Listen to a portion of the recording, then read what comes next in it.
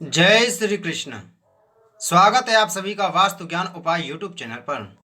दोस्तों, आज हम आपको अपने चैनल के माध्यम से गौ माता की दुखद कहानी सुनाने जा रहे हैं। यह कहावत प्रचलित थी कि पहले भारत में घी दूध की नदियां बहती थीं। यानी भारत देश में इतना गोधन था कि प्रत्येक व्यक्ति को पीने को पर्याप्त मात्रा में शुद्ध दूध एवं खाने को शुद्ध घी मिल जाता था। हर घर में एक या अधिक गाय बंधी होती थीं। न आज जैसी बीमारियां थीं, न व्यक्ति साधारणता बीमार होता था। गोधन की बहुतायत के कारण जैविक खेती होती थी। इन तमाम कारणों से पर्यावरण भी शुद्ध रहता था। परंतु धीरे धीरे व्यक्ति स्वार्थी एवं लालची होता गया। गाय को घर से बाहर निकाला जाने लगा एवं उसकी हत्या होने लगी। तेजी से गौ पशुओं की संख्या घटने लगी। स्थिति विषम होती गई। दूध एवं घी की पूर्ति के लिए इसमें मिलावट की जाने लगी। जैविक कृषि की जगह रासायनिक खाद का प्रयोग किया जाने लगा, जिसका परिणाम हम देख रहे हैं। कैंसर जैसी भयानक बीमारियां तेजी से बढ़ रही हैं एवं हजारों व्यक्ति प्रतिदिन कैंसर जैसी बीमारियों से असमय ही मौत का शिकार हो रहे हैं। प्रत्येक 10 व्यक्तियों में 7-8% किसी न किसी बीमारी से पीड़ित है। भारत में गाय को माता का दर्जा दिया गया है। उसमें सैकड़ों देवी देवता निवास करते हैं। उसे पूजा जाता था, परंतु वही व्यक्ति कितना निर्दयी हो गया है कि उसी गौमाता को घर से निकालकर उसे मरने को मजबूर किया जा रहा है। जब तक गाय दूध देती है, उसे स्वार्थवश पूरा एवं अच्छा आहार दिया जाता है, उसकी सेवा की जाती है। जैसे ही वही गाय दूध देना बंद कर देती है, तो उसे आवारा छोड़कर भटकने के लिए मजबूर किया जाता है। उसकी खोज खबर तक नहीं ली जाती है।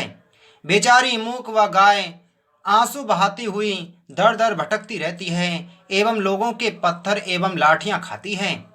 आज तो स्थिति ऐसी हो रही है कि गर्भवती गाय को भी छोड़ दिया जाता है तथा वह भटकती रहती है।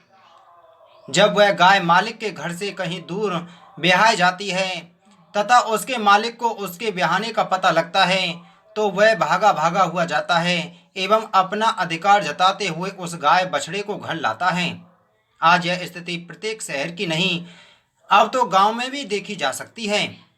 हर गांव गली में गाय तड़पते हुए मरती देखी जा सकती है। एक आवारा बेचारी भूखी गाय अपनी भूख शांत करने के लिए शहर गांव के कूड़े पर आकर वहां बिखरा हुआ कचरा एवं यहां तक पड़ी हुई प्लास्टिक की पन्नी भी खा जाती है, जो उसकी आंतों को चीर कर तड़पते हुए मरने को मजबूर करता है। एक गाय व्यक्ति को दूध दही घी तो देती ही है, इसके अलावा उसका गोबर एवं मूत्र संपूर्ण मानव जाति के लिए बड़ा उपयोगी है, जो शुद्ध खाद एवं विभिन्न प्रकार की दवाइयां बनाने में काम आता है। गाय जीते जी तो यह सब देती है, परंतु मरने के बाद उसकी खाल एवं हड्डियां भिन्न भिन्न कार्यों में काम आती हैं।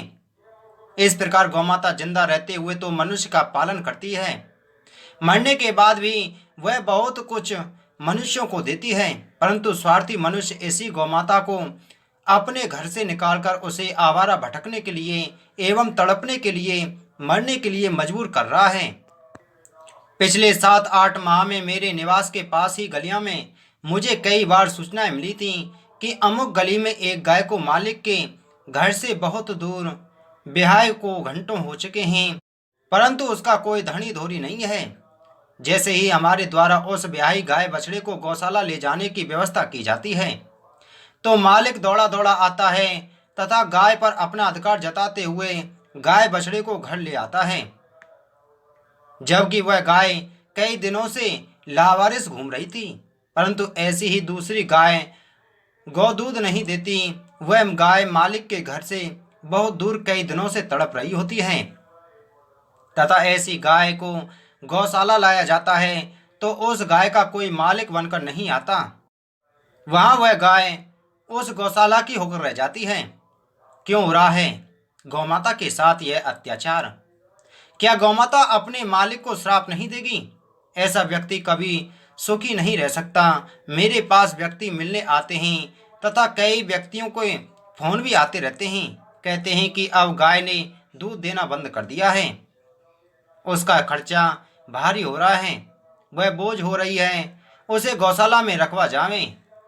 मैंने ऐसे व्यक्तियों से यह प्रार्थना की है, आप इतनी उस गाय के लिए केवल एक चारे की गाड़ी की व्यवस्था कर देंगे, उसके बाद उस गाय की शेष जीवन की व्यवस्था गौशाला करेगी। इसके बाद तो ऐसे व्यक्तियों का कोई प्रत्युत्तर नहीं आता है। क्या गौमाता आज हमारे लिए बोझ बन गई है? जिस गाय ने उस परिवार का माता की तरह पालन पोषण किया है, ऐसे गायें कत्ल खाने को भेजी जाती हैं।